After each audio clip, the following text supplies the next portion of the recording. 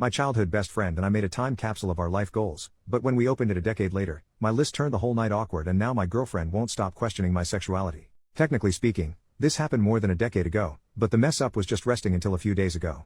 I was a teenager when my friend and I came up with this idea to write a list of life goals on a piece of paper for our older selves. We placed our papers inside of a lockable box without showing each other what we wrote. My friend was the more responsible one between the two of us, and least likely to prematurely open the box in private, so we both agreed that he was going to keep the box and store it somewhere in his mom and dad's basement until we were old enough to open the box together. Life went on and eventually we forgot about the box. Fast forward to my friend's father passing away, which left my friend with the house he grew up in, but no living parents. My friend made plans to turn the house into an Airbnb. I got an unexpected call from him a couple of weeks ago. We were no longer as close, so phone calls between us were somewhat uncommon. He informed me about his dad, the house, and then, he mentioned what he found in his mom and dad's basement. The box. I encouraged my friend to open the box at that moment and read what we wrote while we were on the phone, but he suggested that we make it more meaningful by meeting up and reading it in person. Cut to the two of us becoming the four of us at the meeting because our girlfriends also became invested and involved. So, there we all were, at my friend's parents' house, enjoying good food and good company. When the time came to open the box, everyone was pretty excited. My friend and I totally forgot what we wrote, so all of us were going in blind. A toolbox was required to open the box because the key for the padlock was nowhere to be found. My friend gave me his list and I gave him mine. Our girlfriends wanted it that way. I was the first to read. My friend had the following things on his list. 1. Fix my teeth. 2. Make money. 3. Learn other languages. 4. Travel. 5. Learn to cook. 6. Eat healthy. 7. Lose my virginity. 8. Study. 9. Teach. 10.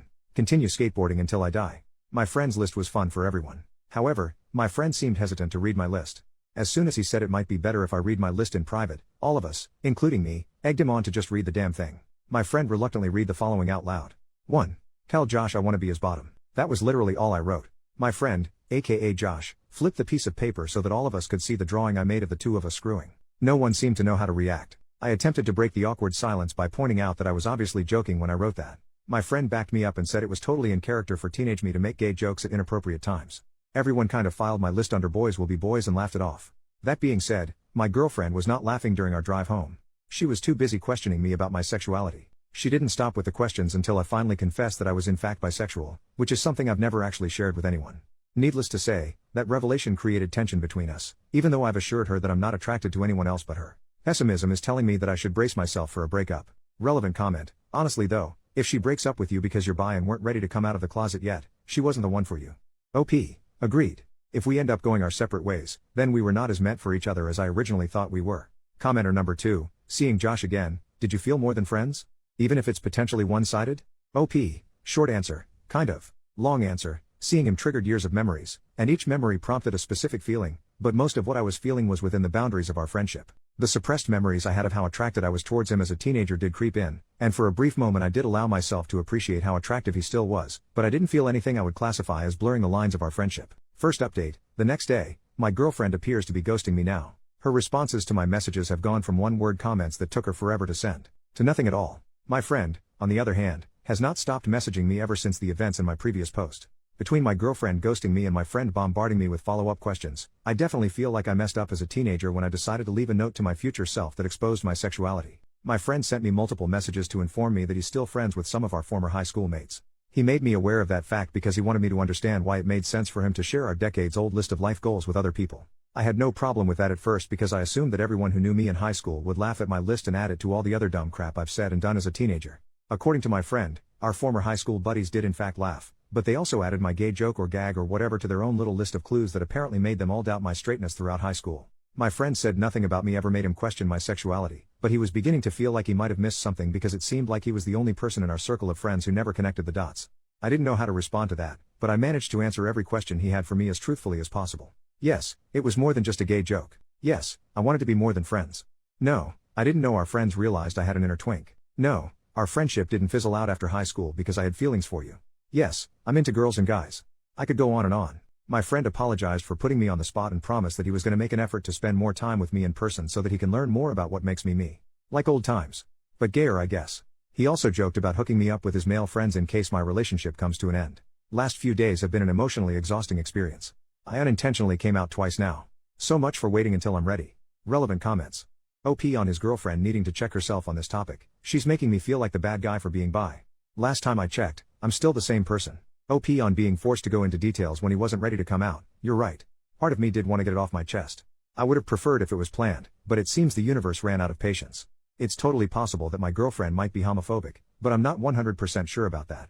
What I'm definitely sure of is the fact that my girlfriend is insecure. Instead of seeing me as someone who chose her out of all the girls and guys, it appears that she now chooses to see me as the person who might leave her for all the girls and guys. It's too late in the year for this crap. By the end of 2024, I want everyone who knows the truth about my sexuality to approach it the same way my former high school friends apparently did, which is to continue treating me like I'm still me.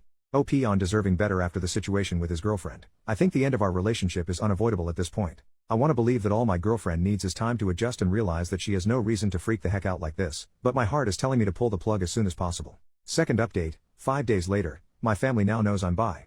My girlfriend shared the news with her gym partner, aka my sister, who then informed our parents.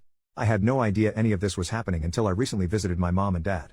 What was supposed to be nothing more than the usual hey mom, hey dad, hey totally straight son, blah blah blah unexpectedly became an obvious case of there's an elephant in the room. As soon as my parents asked me how things were going with my girlfriend, I knew they knew. My mom and dad never really cared about who I dated, so for them to all of a sudden be interested in my relationship made me feel like something was up. When I asked my parents what was going on, my mom and dad looked at each other like they were telepathically trying to figure out who's going to take the lead. My mom decided to step up and do the talking, but she became emotional before she even opened her mouth. My dad took over and said my mom was still processing what my sister shared with them about my transition from only girls to not only girls. I didn't have to ask how my sister found out. I knew my sister must have heard it from my girlfriend since the two of them often worked out together. My mom, mid-tears, asked the universe or whatever if none of her children were straight. She was referring to both my brother and sister being gay. My dad reminded my mom that she promised to keep her crap together, especially since she's been through this twice with my two siblings. My mom reminded my dad that she had to keep her crap together throughout their marriage since it's become clear to her where all their children get their gayness from. I didn't know what that meant, and I didn't really want to know, so I interrupted whatever was happening between my mom and dad to tell both of them that, for the record, I was not gay, I was bi, but I was still the same person, and I would appreciate it if life could continue as if nothing changed. I was practically pleading with my parents to please go on with their lives and leave my sexuality out of it because it was beginning to feel like I've been bi for just a few days and now nothing seems to be the same. I was able to diffuse the tension between my parents, albeit just for that moment, and managed to get a group hug out of it. Would I call that a happily ever after? Not at all. It was an okayish ever after. Sadly, the same cannot be said about my relationship. My girlfriend and I broke up. She said her religion left no room in her life for a boyfriend that liked other guys. I knew the breakup was inevitable, but I never expected my girlfriend to play the religion card. I've literally never seen her pray or go to church, so the fact that she was suddenly too holy for me would have been hilarious if it wasn't so heartbreaking. Good news is the damage is done.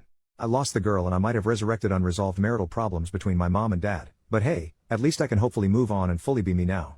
Relevant comments. Commenter 1. So your gay sister outed you to your parents after working out with your girlfriend who then decided she couldn't be with you. Because, God?